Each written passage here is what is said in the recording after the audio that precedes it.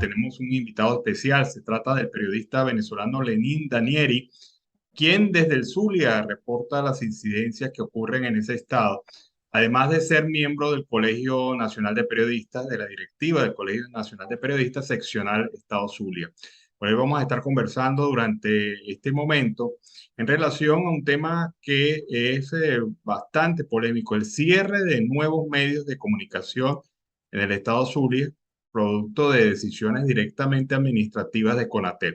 Pero vamos a darle primero la bienvenida. Buenas tardes, Lenín. Bienvenido al programa Venezuela Siempre, Siempre Venezuela. Hola, saludos, buenas tardes, saludos a ti, a toda la audiencia, a todos los que nos pueden escuchar, ver a través de las distintas plataformas. Un abrazo. Bueno, Lenín, ¿qué pasó en el Zulia? De verdad que nos sorprendió. Bueno, de hecho no nos sorprende la actitud del gobierno, pero esta acción de cierre de 9 emisoras, entiendo yo, de en un solo acto administrativo prácticamente, pues te muestra una grave situación de la comunicación, no solamente en el Zulia, sino en el resto de Venezuela. Sí, si supieras que yo voy a ser en esta oportunidad un poco medio abogado del diablo, Mm, porque yo no estoy tan en desacuerdo con lo que pasó. Lo que pasa es que sí es culpa del gobierno todo este desorden que hay con las mm, radioemisoras acá en el occidente del país. Te explico. Muchas de estas emisoras que el gobierno decidió cerrar administrativamente no estaban permisadas y pertenecían a una ala del gobierno.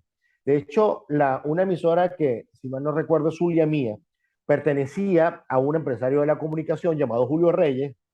Cuando llegó Mar Prieto a la gobernación, él perdió la concesión porque como era gobierno, hubo como que una serie de manejos allí y la emisora se le entregaron a Omar Prieto y Omar Prieto le puso el nombre de Zulia Mía. Esa emisora no tenía permiso alguno, al igual que otras emisoras que están al aire justo en este momento. Y ese desorden es precisamente culpa del mismo gobierno. Quizás ellos están tratando de poner un poco de orden en el caos, pero sin embargo, ya el daño está hecho en el sentido de que son muchas las radioemisoras que justo en este momento no tienen, están vencidas en sus concesiones. ¿Qué ocasiona esto?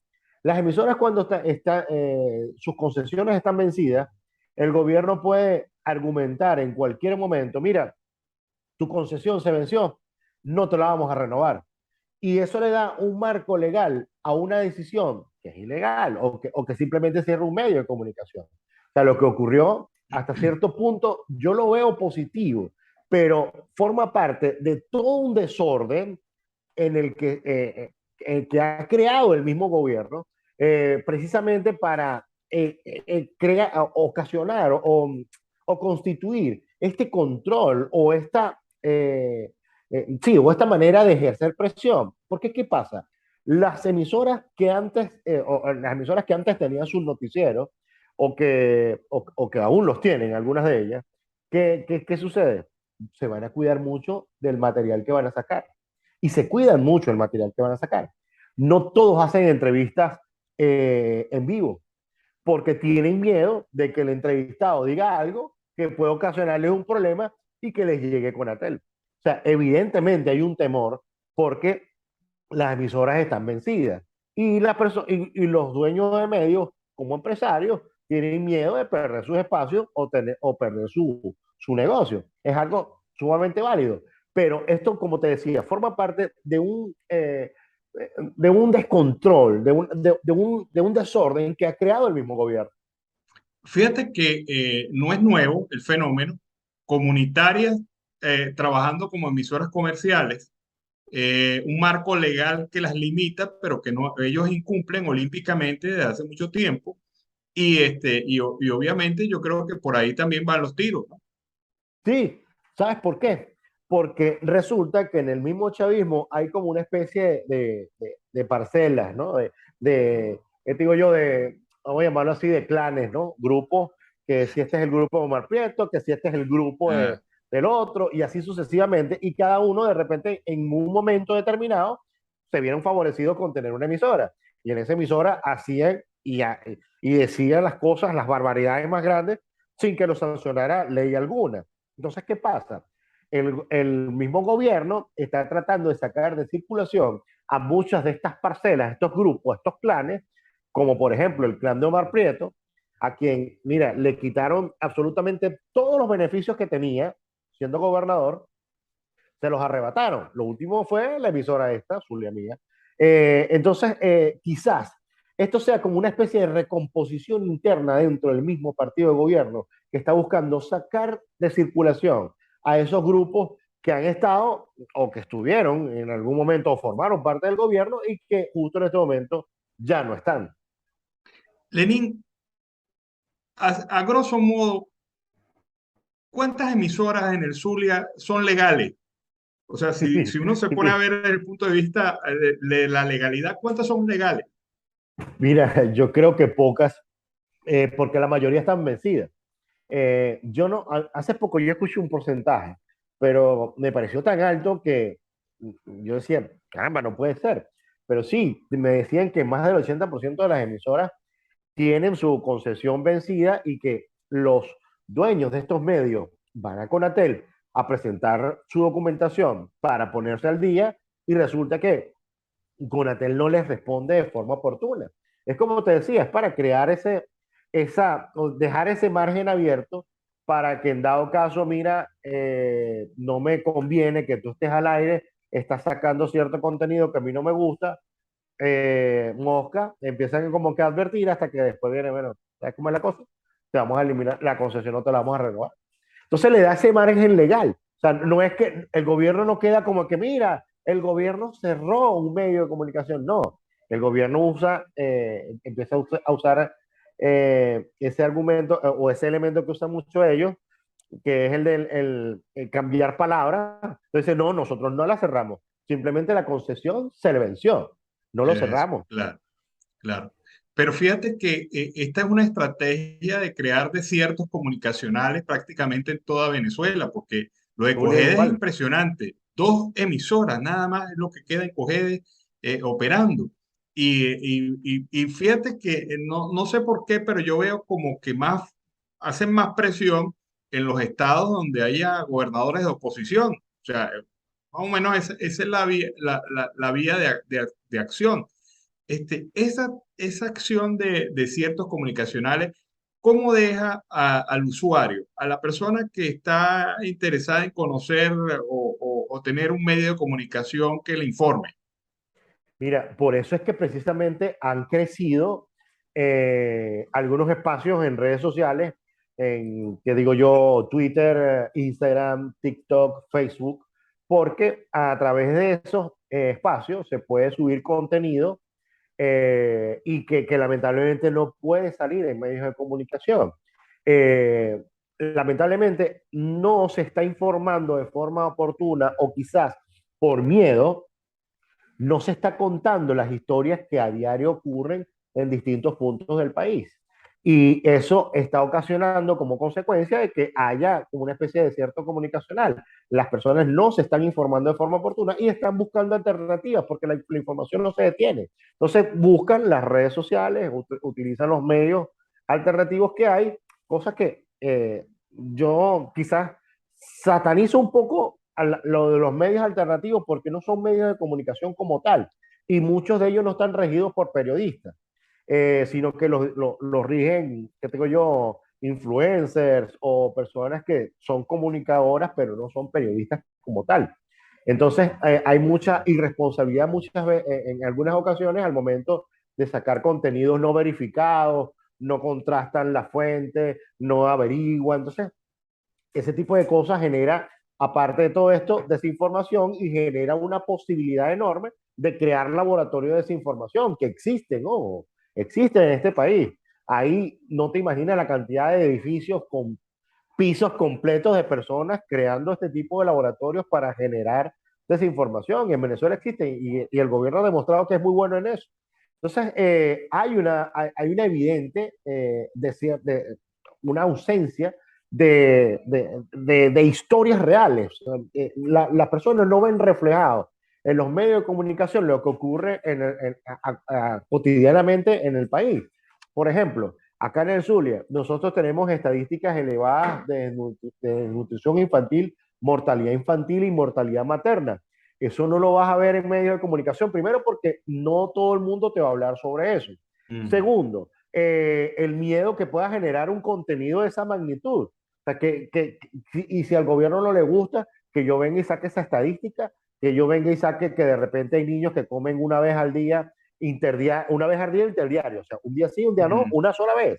Yo he ido a varios barrios que es así, pero ¿y si al gobierno no le gusta? ¿Y si el gobierno le genera molestia a ese contenido? Entonces ahí es donde está el problema. O sea, no se está viendo la realidad del país o sea, mucha de ellas. Quizá haya medios que sí lo hacen, que desde el punto de vista valiente ellos vienen y sacan ciertos contenidos, pero no se está viendo la realidad, o sea, lo que se palpa cuando tú estás en la calle y ves lo que está ocurriendo, las estadísticas de prostitución infantil y prostitución infantil, te estoy hablando de niñas que Mm. ya de 10 9 10 años están saliendo embarazadas y tienen actividad sexual a consecuencia del tema de la desnutrición, pero eso no lo vas a ver en medios, porque precisamente eso genera quizás puede generar mucha molestia y de esto se cuidan lamentablemente los dueños de medios porque no quieren perder que digo yo, su negocio con el que mantienen a su familia. Es algo muy normal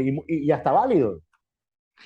Ahora, periodistas independientes como tú, periodistas bueno, que buscan las alternativas para que la información fluya como tiene que ser y haciéndolo, jugando prácticamente al equilibrio, porque tú juegas al equilibrio también en tu trabajo. ¿Qué destino tienen en esta Venezuela tan enredada y tan complicada y cada día más amenazada la función del periodista? Mira, ¿sabes qué es lo peor? Lo peor es que nosotros los periodistas que trabajamos independientes, los chavistas nos dicen que somos opositores y los opositores nos dicen que somos chavistas, porque no les gusta, porque no les gusta que les digan las verdades en la cara. Hace poco yo Claro. tuve una discusión porque me metieron en un grupo donde está la gente que está pidiendo elecciones primarias y yo les dije su verdad, entonces me dijeron chavista. Yo, pero es que no, yo no soy chavista, pero tampoco soy opositor, porque aquí la oposición de este país o está presa, exiliada o muerta. La Claro. oposición que existe en Venezuela no es oposición, o sea, es otra cosa que convive con gobierno, pero bueno, eso no les gustó. Entonces, nosotros, ¿cuál es el papel de nosotros los periodistas? Estar del lado de los gobernados, no de los gobernantes. Nosotros tenemos que ponernos del lado de la gente y empezar primero a mostrar lo que ellos sienten y quieren y desean como país. Y esa es la función nuestra. Lo que pasa es que el interés de las mayorías no coincide con el interés de los partidos de los gobiernos.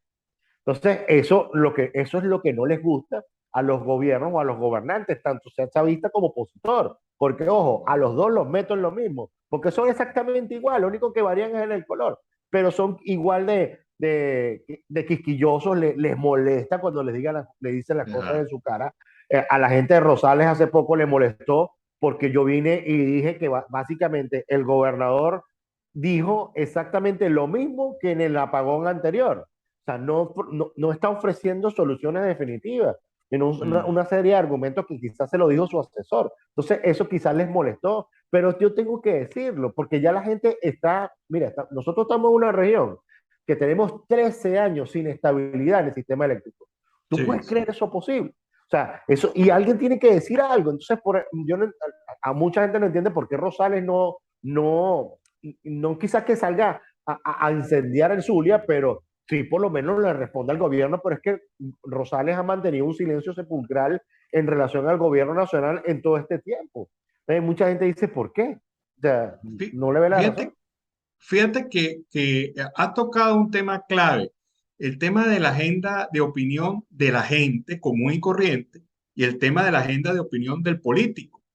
Y hay una distorsión y un abismo entre ambas agendas que hace que el ciudadano prácticamente se sienta abandonado totalmente. Si no es por comunicadores como tú que hablan de temas de comunales, que habla temas vecinales, situaciones humanas, pues prácticamente esto ya no existiría en ningún medio de comunicación. No, fíjate que la dirigencia política de este país, chavista y opositora por igual, están totalmente divorciados de la realidad del país, de lo que siente el venezolano. O sea, el venezolano y la población va por un lado y ellos van por otro totalmente distinto. Y a mí nunca, yo nunca dejo de dar este ejemplo. Una vez yo fui a una concentración de una gente de oposición, lo hicieron en una cancha, en una barriada. Llego al barrio, estaban todos ahí, los entrevisto. Me llamó la atención que en el barrio vi un bote de aguas negras. Me pongo, hago una nota de comunidad, me pongo a entrevistar a la gente y me da curiosidad. Yo vengo y les pregunto: mira, en algún momento esa gente que está ahí en la cancha vino a preguntarles a ustedes por este bote de aguas negras. No, no, ellos llegaron ahí, se instalaron, hicieron su cuestión. Pero es que ninguno, no, no, ninguno. Y había gente, dirigentes de oposición y algunos de ellos que eran concejales que podían medio, quizás no resolver, pero por lo menos escucharlo. Entonces ahí es Claro. donde yo te hablo. Hay un divorcio total de la realidad país.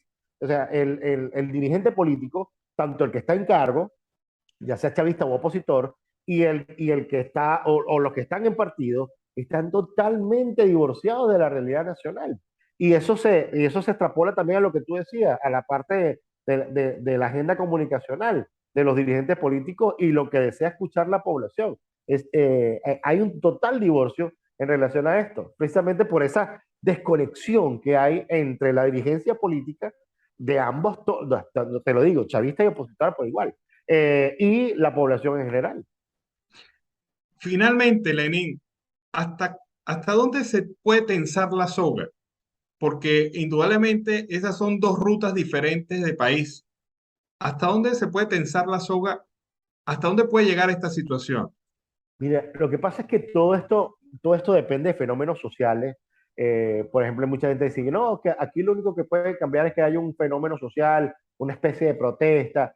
Y yo digo: mira, es sumamente complicado porque, caramba, hemos perdido, según la ONU, 6,8 millones de personas que Mm. vivían acá. Yo digo que no, yo estoy seguro que son muchos más. Hay estudiosos que ponen esta diáspora en 7,3 millones de personas. Ese es uno de los elementos, aunado al control social que tiene el gobierno. El gobierno está en cada barriada, en cada localidad, con sus bases de emisiones y con su grupo de gente que le dice: bueno, mira, si tú protestas o si tú te quejas, no te doy la caja de claro. Y denuncias como esas hay. Entonces hay un férreo control social que eso impide que haya algún tipo de fenómeno, o sea, algún tipo de manifestación. ¿Por qué crees que las manifestaciones las neutralizan y las paran en seco? Precisamente por eso, porque no quieren que las cosas les agarre y se cree el efecto bola de nieve, que de algo pequeñito sea surja algo grande. Claro. Y ejemplos en la historia venezolana hay en relación a esto. ¿Cómo empezó la protesta? El Caracazo empezó por una protesta pequeñita, digo, en Claro. Caracas, y eso creció, y eso es lo que precisamente quiere evitar el gobierno.